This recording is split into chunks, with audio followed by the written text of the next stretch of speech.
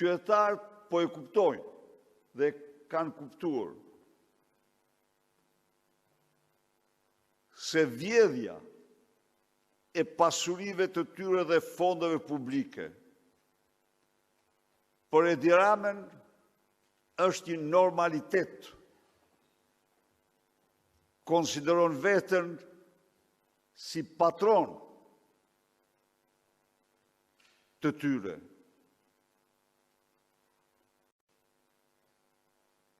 Ndërkohë, duhet t'u informoj se java e kaluar ishte një javë në të cilën Edi Rama u damkos në tempullin e demokracisë europiane në Këshillin e Europës. Para asaj audience, në cilën përfaqësohen të gjitha parlamentet e Europës, Bashkimit të vendeve anëtare të Bashkimit Evropian dhe të NATO-s dhe vende tjera, mund të pohoj me garanci të plot se Balozi zi, personazhi më i zi në këtë sesion ishte Edi Rama. Si asnjë tjetër, në mënyrën më të merituar. Jemi sinqert me ju. Aty ai ka emrin më të keq se çdo njeri tjetër. Mbasi është regjistruar se pas fjalës së tij të stilit alla Ghedaf, shkoj të jap leksion ky, pas fjalës së tij të stilit alla Ghedaf, ata u detyruan kryetarët e grupeve parlamentare të gjithë spektrit parlamentar t'i anullojnë takimet dhe drekën zyrtare. Dhe drekën zyrtare nuk ka ndodhur kurrë. Se gjithmonë ka një protokoll, dëshmi e një serioziteti të hekurt. Dhe ky i ka detyruar t'ja anullojnë, të tarxojnë protokollin e tyre. Unë e di se ky po bën përpjekje të mëdha për shkuar përsëri, se ky kështu e ka. Por do të më falin shqiptarët, por aty nuk ka vend për narkodiktator. Nuk ka vend për kryeministra hajdut si ky. Nuk ka vend për ata të cilët sillen si me qenë i birin Verhoxhës aty. Dhe shanset i ka minimale për thënë të pakta, sidoqoftë ju garantoj se në rast se ky synon të shkojë në atë seli, shqiptarët e Francës dhe Gjermanisë do t'i ketë para saj. Po, do të organizohet një nga protestat më të fuqishme.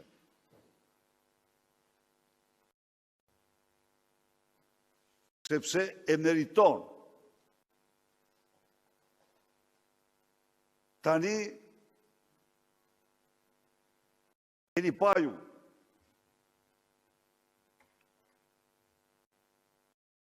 deputet me mandate krimi, delinkuent, kalojnë si hiena nga një sallë në një tjetër duke thënë ja si nxin ky Shqipërinë. Pse unë them të vërtetat dhe mbroj të vërtetat e shqiptarëve, mbroj dignitetin e shqiptarëve, që nuk kanë lidhje me këta hajdut. Kurse ata mbrojnë krimet e tyre.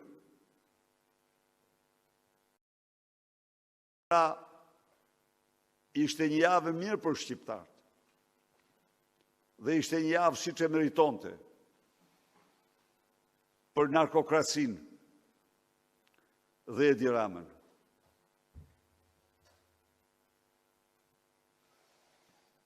Përpiqet me çdo kusht, bën gjithçka për të dalë nga rrethi i kuq. Po forcë në botë që ta nxjerr nga rrethi i kuq nuk ka. E ka kriju vetë rrethin e kuq ky.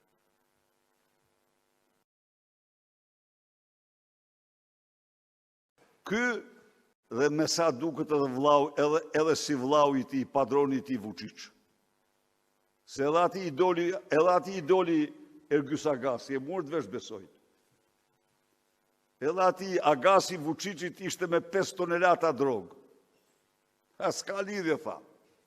Nuk ka lidhje me qeverinë, a ishte zyrtar shumë i lartë. Po ishte njeri rrethit tije, si Agasi, ishte eksakt si Agasi. Pra, por, edhe ajo që është djetë Beograd, e rënon dhe këte, se djetë lidhja e ngushtë e tyre është lidhje në krim.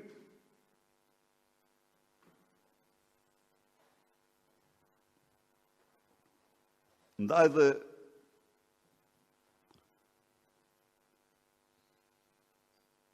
ne kemi përsaktuar protestën dhe vetëm protestën si rrugën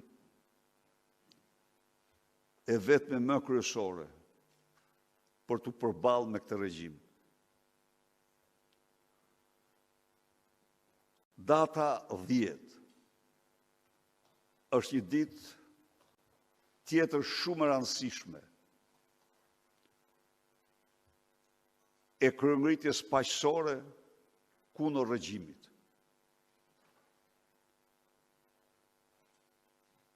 Ju jeni me njerëzit, takimet, konstatoni se çfarë zemrimi ka për këto qëndrime. Dhe këtë zemrim qytetar do ta shprehin në rrugët, sheshet e Tiranës. Ndaj dhe kjo javë duhet të jetë një përkushtim i plot dhe total në takime me qytetar në Tiranë dhe në mbarë Shqipërinë. Në biseda, në sqarime, në debate, sepse propaganda toksike e ti është verbue, është tërbue. Ndaj dhe ne duhet i kundërvijemi me takime me qytetarët. Ku, ndër të tjera, duhet denoncojmë me forcë propagandën e turpshme të mediave që paguajnë ai, glorifikimin në shkallë ekstreme e patju, Top Tuneli falëron të Ramën se përdori gaz lotësjellës të skaduar, sepse si pas Top Tunelit, ky ishte më i dobët se gazi pas skaduar. A mund të arri në këtë nivel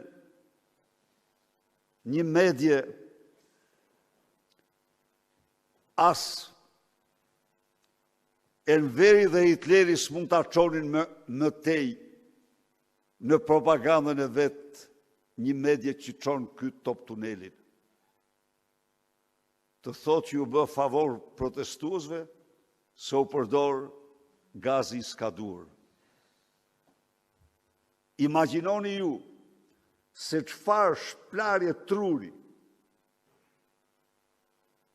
me paratë e vjedhura të qytetarëve u ka bërë Edi Rama mediave që kontrollon. A mund të shkonte fantazia,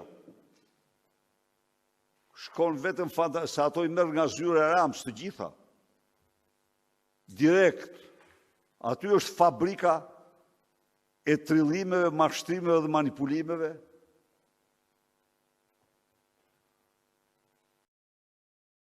Plus, edhe njerë, është lule dosja e Ballukut që është dosja e Akshit. Dosja e Akshit është dosja më e paparë ndonjëherë në historinë e Europës. Ku vetë Edi Rama është kryesori.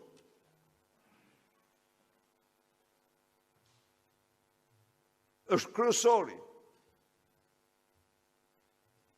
ku u detyrua të marrë haptas në mbrojtje, mirëlindën për respektin maksimal që ka për te. E ka, se është linda. Ajo është një prestonome e lindës së Surrenit. Po, zotri, ta din çdo qytetar, mirëlinda e Akshit është prestonome e lindës së Surrenit. Mbasi, e gjithë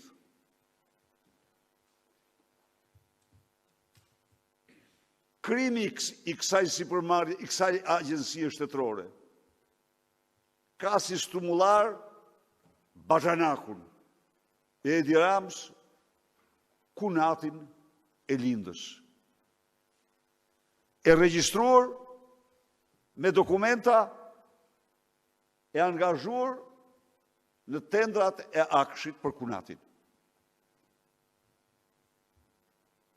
Tani ky përpiqet dhe ajo